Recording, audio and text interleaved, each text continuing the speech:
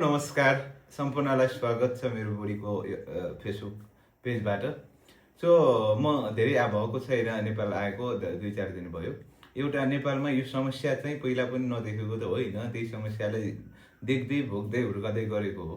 तर अहिले केही समय म विदेशको यात्रामा या मैले पनि केही समय चाहिँ उता गाडी चलाउने मौका पाएँ। त्यहाँको ट्राफिक नियम अनुसार अब त्यहाँको केही रुल्सहरू चाहिँ सिक्ने मौका पाएँ।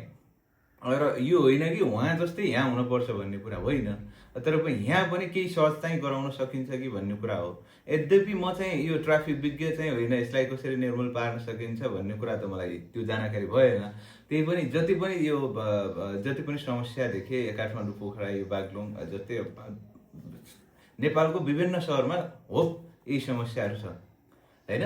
यो बाटो काट्ने क्रममा चाहिँ होस् या गाडी चालकले गाडी चलाउने क्रममा होस्, यसमा चाहिँ अलिकति लापरवाही भएको देखेँ। यसमा चाहिँ स्वयं चालक पनि सचेत हुन पर्यो र पैदल यात्री पनि चाहिँ सचेत हुन पर्यो।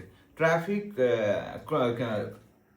रोड क्रस बनाइरहेछ, जेब्रा क्रसिङ बनाइरहेछ, जेब्रा क्रसिङबाट क्रस नगरेर मान्छे यत्तिकै बिच बाटोबाट बाटो क्रस गरिरहेछ।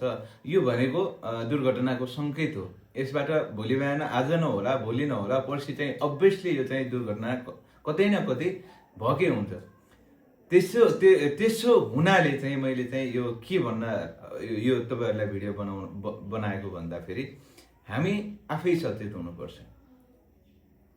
नियम जो रुल्स रेगुलेसन छ त्यो चाहिँ आफूले फलो गर्नुपर्छ।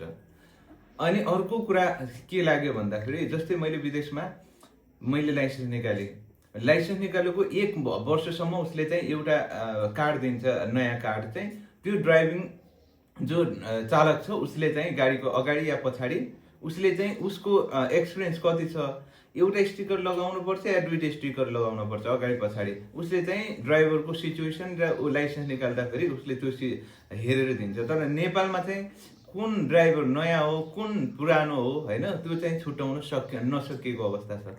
यसलाई चाहिँ यही पनि एउटा स्टिकरले पनि धेरै कुराहरू या धेरै दुर्घटनाहरूबाट चाहिँ बच्न सकिन्छ र बचाउन सकिन्छ। किनकि जति पनि एक्सपिरियन्स ड्राइभरहरू छ त्यो नयाँ गाडी ल भनेर यो चालक चाहिँ अगाडि जुन चालकले गाडी चलाइरहेछ उसले कम्तीमा न्यू ड्राइभर हो भनेर एउटा सिग्नल मात्र गाडीमा टाँसेको भयो भने पछाडिको जति पनि एक्सपिरियन्स ड्राइभरहरू छ उसले चाहिँ आफ्नो तरिकाले चाहिँ सेभ गर्न सक्छ।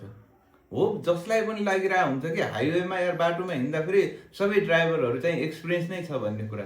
दुर्घटना चाहिँ एक्सपिरियन्स ड्राइभर हुँदा पनि दुर्घटना हुन्छ, नयाँ ड्राइभर